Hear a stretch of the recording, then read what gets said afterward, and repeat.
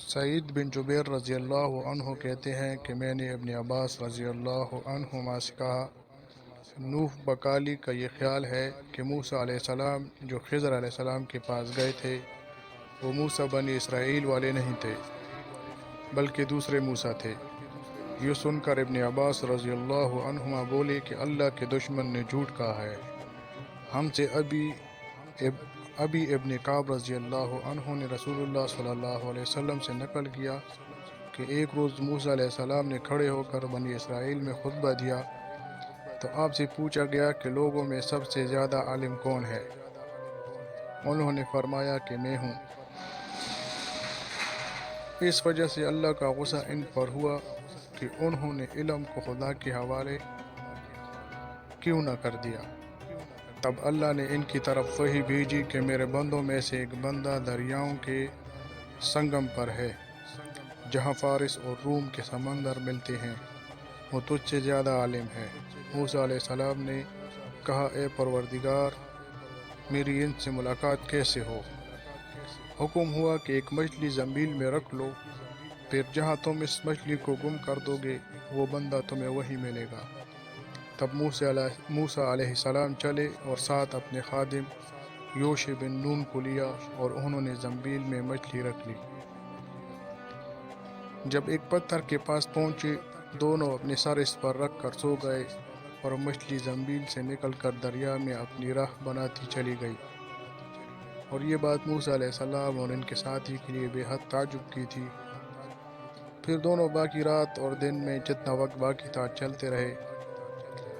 جب صبح ہوئی، موسیٰ علیہ السلام نے خادم سے کہا، ہمارا ناشتہ لاؤ، اس سفر میں ہم نے کافی تکلیف اٹھائی ہے۔ اور موسیٰ علیہ السلام بالکل نہیں تھکے تھے،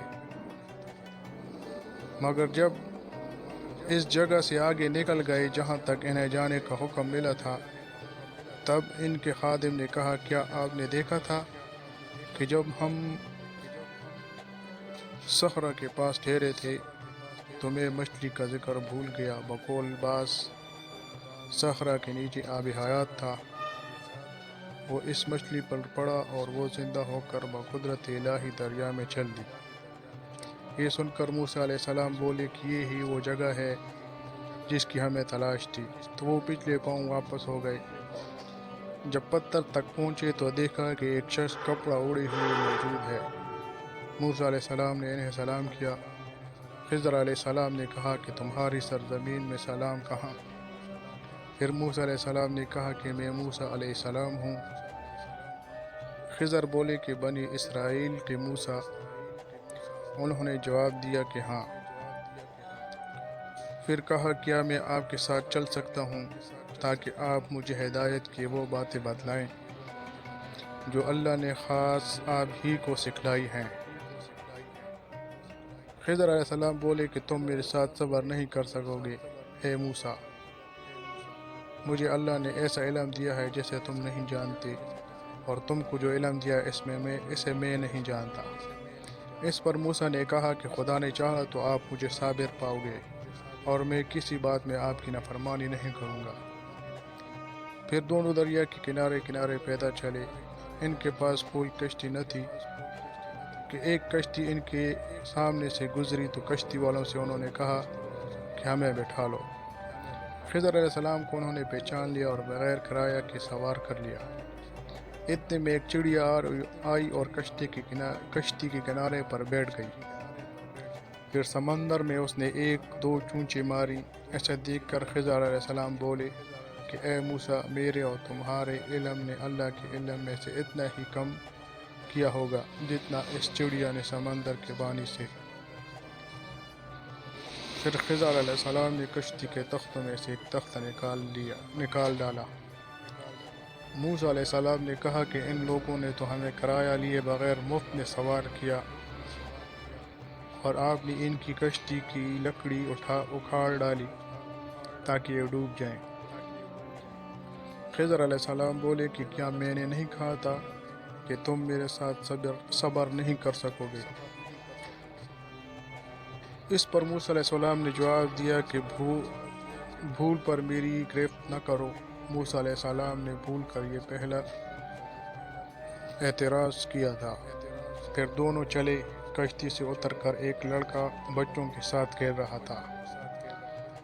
خضر علیہ السلام نے اوپر سے اس کا سر پکڑ کر ہاتھ سے الگ کر دیا۔ موسیٰ علیہ السلام بول پڑے کہ آپ نے ایک بے گناہ بچے کو بغیر کسی جانی حق کے مار ڈالا۔ غضب ہو گیا۔ خضر علیہ السلام بولے کہ میں نے تم سے نہیں کہا تھا کہ تم میرے ساتھ صبر نہیں کر سکو گے؟ ابن ابینا کہتے ہیں کہ اس کلام میں پہلے سے زیادہ تاکید ہے، کیونکہ پہلے کلام میں لفظ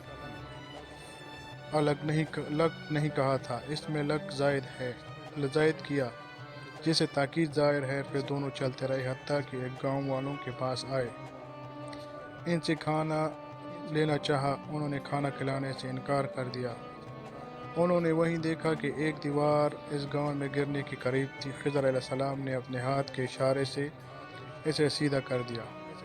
موسیٰ بول اٹھے کہ اگر آپ چاہتے تو گاؤں والوں سے اس کام کی مزدوری لے سکتے تھے۔ خضر نے کہا بس اب ہم اور تم میں جدائی کا وقت آ گیا ہے۔ جناب محبوب کبریا رسول اللہ صلی اللہ علیہ وسلم فرماتے ہیں کہ اللہ موسیٰ پر رحم کرے۔ ہماری تمنا تھی کہ موسیٰ کچھ دیر اور صبر کرتے اور مزید واقعات ان دونوں کے بیان کیے جاتے اور ہمارے سامنے روشنی میں آتے، مگر حضرت موسیٰ علیہ السلام کی عجلت نے اس علم لدنی کے سلسلے کو جلد ہی منقطع کر دیا۔ محمد بن یوسف کہتے ہیں کہ ہم سے علی بن خشوم نے یہ حدیث بیان کی، ان سے سفیان بن عبیدہ نے پوری کی پوری بیان کی۔